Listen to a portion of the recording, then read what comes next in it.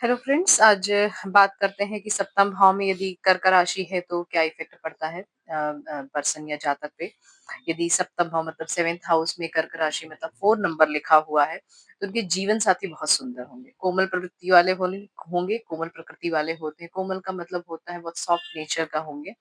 और ऐसे जातक का शरीर जो है थोड़ा सा पतला दुबला छरहरा सा होगा, नेत्र बहुत तीखे होते हैं, मतलब तीखे नैन नक्श वाले जिसको बोलते हैं, इस तरीके से होंगे। उनका व्यक्तित्व जो है वो भावना प्रधान होता है, मतलब वो बहुत ज्यादा इमोशनल होंगे। और यदि पुरुष जातक की कुंडली में ऐसा हुआ है तो और साथ में उसके चंद्रमा सम राशि में ही स्थित है, तो ऐसे उसे जो है सुंदर मुखाकृति वाली, मतलब ये पार्टनर का हो गया ना। अब पार्टनर के बारे में बताएंगे कि पार्टनर के साथ में मतलब क्या कैरेक्टर्स आने वाले हैं। तो सुंदर मुखाकृति वाली, शांत चित्त वाली और कलंक रहित, मतलब कोई भी उस पे बहुत ही अच्छे कैरेक्टर वाली लड़की और स्वामी की सेवा में सदा तत्पर रहने वाली, इस तरीके से पत्नी उनको प्राप्त होती है। ठीक है। जो इतनी भावुक होती है कि अल्प छोटी सी भी अगर बात उनको कुछ मतलब गलत बोल दी जाए या फिर कुछ हार्श वर्ड से अगर उनका कुछ इंट्रोडक्शन हो जाता है किसी के भी द्वारा, तो बहुत जल्दी वो भावुक हो जाती हैं और उनका हृदय भी बहुत जल्दी द्रवित हो जाता है। उसे कठोर व्यवहार से वश में नहीं किया जाएगा, मतलब जो उनकी ये ऐसे पर्सन जो होते हैं उनका, बल्कि प्रेम प्रदर्शन, मतलब कि बहुत प्यार से अगर उनको समझाएँगे तो ही वो अच्छे से समझ सकते हैं। अदरवाइज़ उनको अगर हार्श वर्ड से ये तुम ये कर दो, ऑर्डरिंग वाला काम उनके साथ में नहीं रहेगा। अगर आप ऑर्डर ना देके अच्छे से उनसे प्रेम से अगर उनको बहला-फुसला के काम कराना चाहें तो उनसे काम किया जा सकता है। यथार्थ से मुख मोड़े रखना ऐसे जातक का बहुत ही ज़्यादा स्वभाव रहता है। वो हमेशा कल्पनाओं में रहते हैं, बहुत ज़्यादा जो एकदम प्रैक्टिकल में नहीं रहेंगे, बहुत कम रहते हैं। जीवन की कठोर वास्तविकता को झेलना उनके बस की बात नहीं होती है। बहुत ज़्यादा अगर कोई अपोज़िट कंडीशन उनके साथ में बनती है तो बहुत जल्दी वो परेशान होने लगते हैं और बहुत जल्दी वो एकदम अम, माइनस में होके और बहुत जल्दी हार मान जाते हैं कि मुझसे ये काम नहीं होने वाला है। यदि चंद्रमा द्वादश भाव में है, ऐसे कंडीशन में सप्तम भाव में अगर कर्क राशि है और चंद्रमा द्वादश भाव में बैठा है, 12वें हाउस में बैठा है या पाप भाव से अगर जो है प्रभावित हो रखा है, तो ऐसा जातक जस्ट अपोजिट हो जाएगा।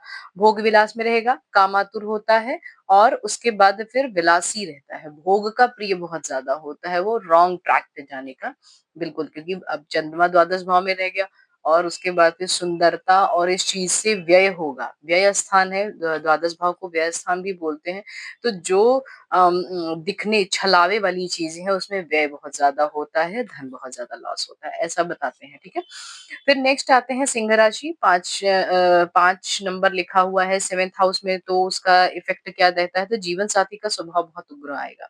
बहुत ही गुस्से वाला जीवन पार्टनर आपको मिलने वाला है। उसकी इच्छा के प्रतिकूल अगर कोई भी कार्य हुआ तो उसको मान्य बिल्कुल नहीं होगा। उसके उसकी जगह पे अगर उसका प्रतिकूल कुछ हुआ तो तुरंत ही तुरंत वहां पे झगड़े शुरू होने हैं, घर में कलह स्टार्ट हो जाएगी। ऐसे जातक को साहसी और स्वाभिमानी भी कहा जा सकता है, क्योंकि इतने अगर कठोर हृदय वाला पार्टनर के साथ में आप अपना जीवन व्यतीत कर रहे हो तो डेफिनेटली आप बहुत ही ज्यादा ब्रेव हो। यदि पुरुष की जन्म कुंडली में शुक्र और स्त्री की जन्म कुंडली में बृहस्पति सूर्य और चंद्रमा से दृष्ट हो या युत हो, तो उनका जो पार्टनर होगा वो उच्च कुल से होगा, मतलब अपने से ज्यादा प्रतिष्ठा वाले परिवार से आपका पार्टनर आने वाला है, उच्च कुल से। ऐसा जातक अपने बनाव श्रृंगार का विशेष ध्यान नहीं रखता है। Whatever they are they will show. ठीक है। जो भी उनका अपना है, कुछ ज्यादा बहुत ज्यादा कॉस्मेटिक पे उनका खर्च नहीं होने वाला है, साग श्रृंगार पे वो कुछ भी नहीं खर्च करने वाले हैं। विपत्ति के समय में भी उनमें व्यग्रता कभी नहीं आती है, मतलब कि क्या करूं क्या करूं क्या करूं, ये नहीं। विपत्ति के समय में वो स्टैंड रखेंगे कब तक, जब तक वो कर सकते हैं। ठीक है। और बहुत ही ज्यादा साहसी होते हैं, बहुत ही ज्यादा ब्रेव और बहुत ही ज्यादा कंट्रोलिंग पावर उनमें बहुत ज्यादा होती है अपने आप को कंट्रोल में रखने के लिए। ठीक है। मानव मन को परखने में प्रवीण होते हैं, मतलब सामने वाला क्या सोच रहे हैं उनके बारे में, या सामने वाला क्या बात करने वाला है, सामने वाला उनके साथ में या किसी और के बारे में क्या थिंकिंग रखता है, ये इसके बहुत जल्दी इनको पारखी नजर होती है इनकी। और इसलिए इनको थोड़ा क्लेवर नेचर का भी कहा जा सकता है। ठीक है? नेक्स्ट आते हैं सप्तम भाव में यदि 6 नंबर लिखा हुआ है मतलब कि कन्या राशि है तो उसका क्या प्रभाव पड़ने वाला है? सप्तम भाव में यदि कन्या राशि है, तो यहाँ पे बुध प्रबल हो गया, ठीक है? यदि बुध पर पृथकताजनक ग्रहों का कुछ प्रभाव अगर पड़ा हुआ है क्योंकि बुध है तो उदासीन है। तो उदासीन है मतलब कि वो न्यूट्रल होते हैं, ना यहाँ में ना वहाँ में, वो बीच में एकदम एकदम नेचुरल होते हैं, न्यूट्रल। इन अगर इस ऐसे कंडीशन में पृथकताजनक जो है जो मतलब खंडित करने वाले ग्रह है, इसका प्रभाव अगर पड़ गया है, तो जातक शीघ्र ही अपने जीवन साथी को अपने से अलग कर देता है कि यू जस्ट गो अवे, ठीक है? यदि बुध बुध अत्यधिक पाप प्रभाव में आया है, तो विवाह ही नहीं होने देगा। हमेशा उसमें बार-बार कुछ न कुछ खंडन आता रहेगा। यदि बुध बलवान है और शुभ प्रभाव में है तो जीवन साथी गुणवान मिलेगा, बुद्धिमान मिलेगा, ज्ञान प्रिय मिलेगा मतलब उसको नॉलेज वाली चीज़ें और पढ़ने-पढ़ाई से बहुत ज़्यादा लगाव होगा और मान-सम्मान युक्त मिलता है। मतलब उसका खुद का कुछ समाज में कुछ प्रतिष्ठा ज़रूर होगी। ऐसे जातक का जीवन साथी जहाँ सुंदर और सुशील भी होगा, वहीं कोमल अंगों से युक्त भी होता है, धन संपदा अर्जित करने वाला होता है, बहुत सॉफ्ट नेचर के होते हैं ये। इनके जो पार्टनर मिलेंगे वो बहुत सॉफ्ट नेचर के मिलेंगे और बहुत ही सॉफ्ट फिजिक भी रहती है इनकी।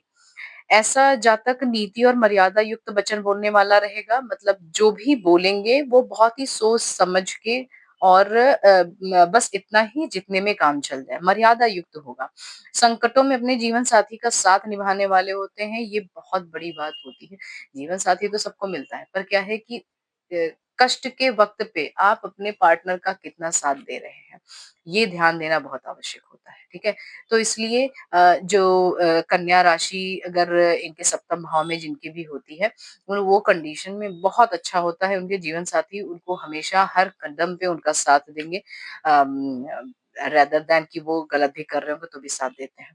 धन और विलासिता की चीज़ों की ओर उनकी विशेष रुचि होती है कि धन कैसे छोटे-छोटे ऐसे इन्वेस्टमेंट कैसे करने, छोटे-छोटे अपने जगह-जगह पे टुकड़े-टुकड़े, छोटे-छोटे इन्वेस्टमेंट वो भी टुकड़े-टुकड़े में और कई जगह पे होते हैं। एक जगह पे बड़ा इन्वेस्टमेंट नहीं करते हैं लोग, ठीक है? तुला राशि, खैर तुला, वृश्चिक और धनु क्योंकि हमने 3-3 का बंच बना के रखा हुआ है, तो ये तुला, वृश्चिक और धनु राशि के बारे में नेक्स्ट वाले लेक्चर में बताएँगे। ओके? Thank you.